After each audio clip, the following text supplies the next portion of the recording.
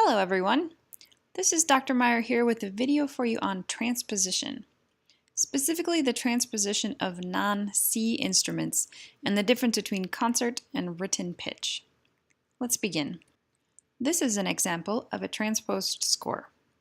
Listen to Mozart's Divertimento No. 2 arranged for 2 clarinets and a bassoon.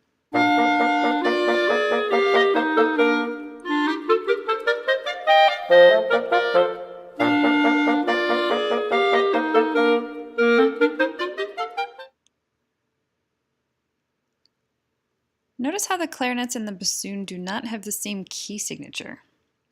How can they sound together when they're playing in different key signatures? Well, actually, the clarinets are what we call transposing instruments, and in order to play the same notes as the bassoon, we have to move their melodies to a different key. This brings us to the distinction between concert pitch and written pitch. Concert pitch is a standardized pitch. For example, if you play the A above middle C on the piano, it will sound at 440 Hz.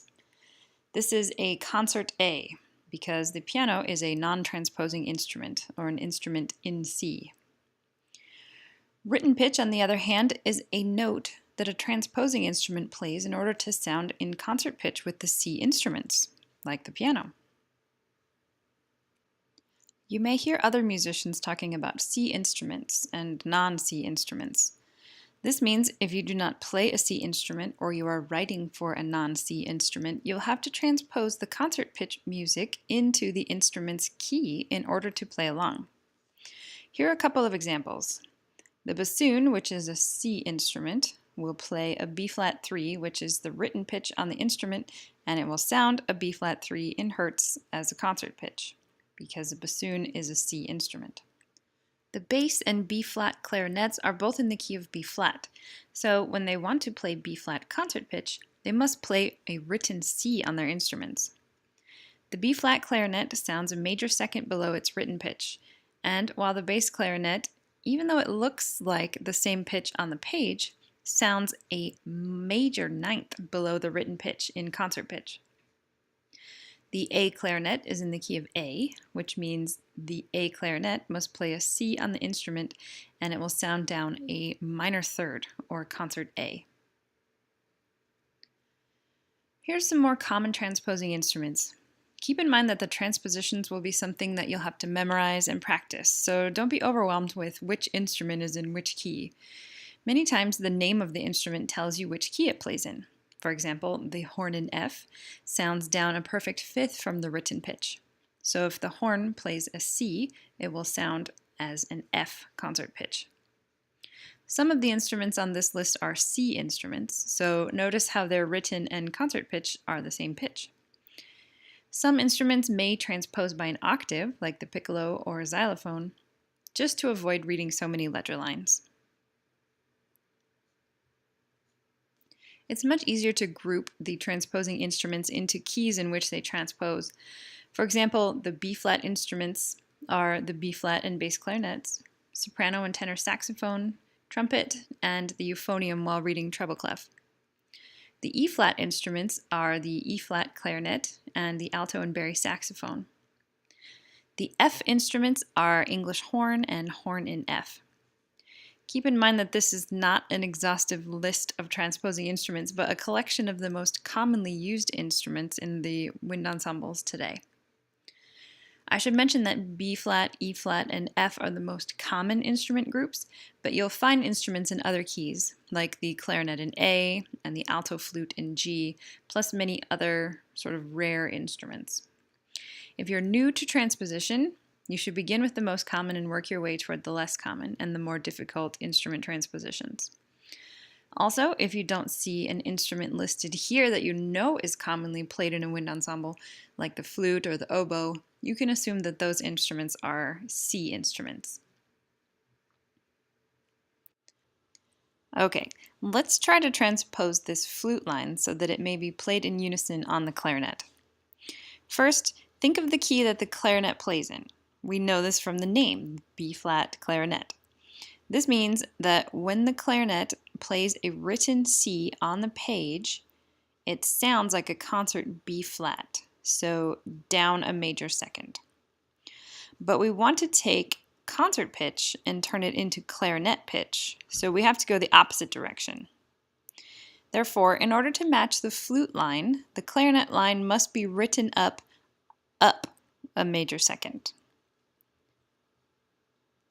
We can also alter the key signature to reflect this change and help the reader remove any unnecessary accidentals after the transposition.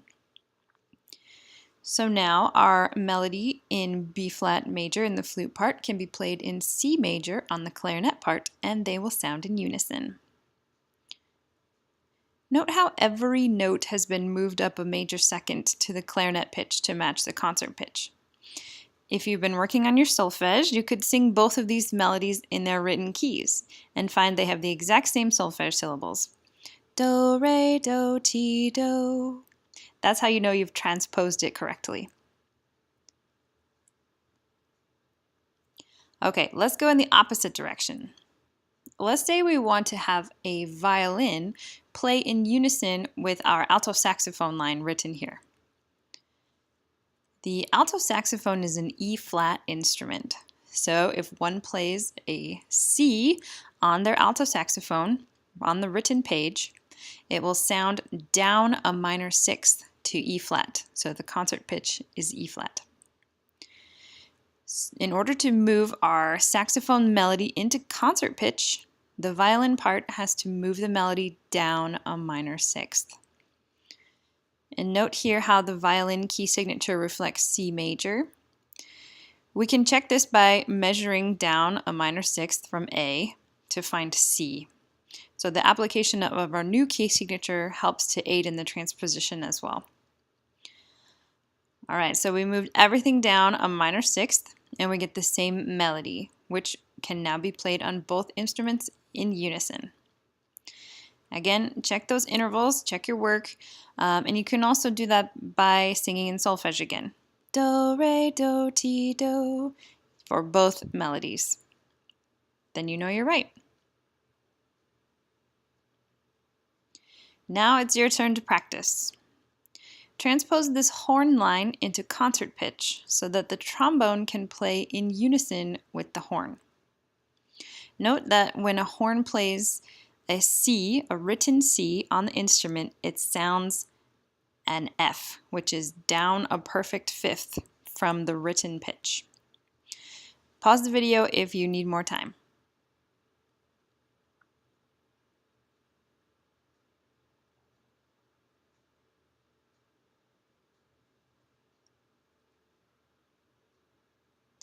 When the horn plays G4, it sounds down a perfect fifth to C4, concert pitch, middle C. The trombone melody should be the same contour and the same intervals as well as the same solfege, but in the key of C. Note we changed the key signature, which is down a fifth from the key of G, which is the one sharp in the horn line.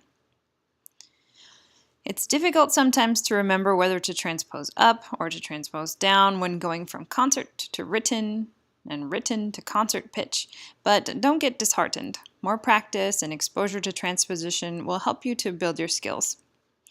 If you really want to challenge yourself, try transposing from written pitch to written pitch. That is, from one transposing instrument to a different transposing instrument, like the clarinet to the alto sax. Something like that. Here's what we learned in this video.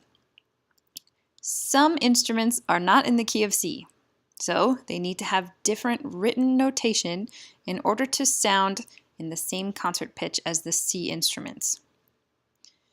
While we have many different transposing instruments, the most common keys are B flat, E flat, and F.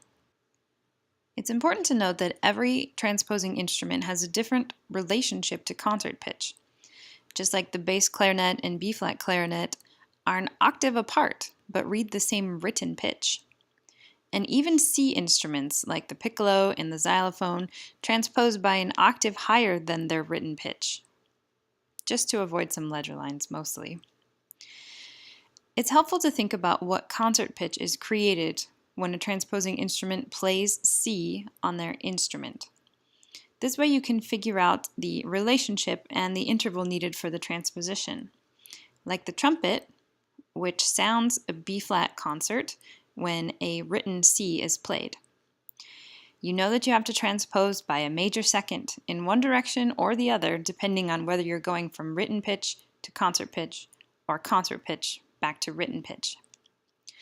Finally, I encourage you to find an appendix or a chart of transposing instruments for your personal study, as I've only given you an overview here to get started. That's all for now. Thanks for watching.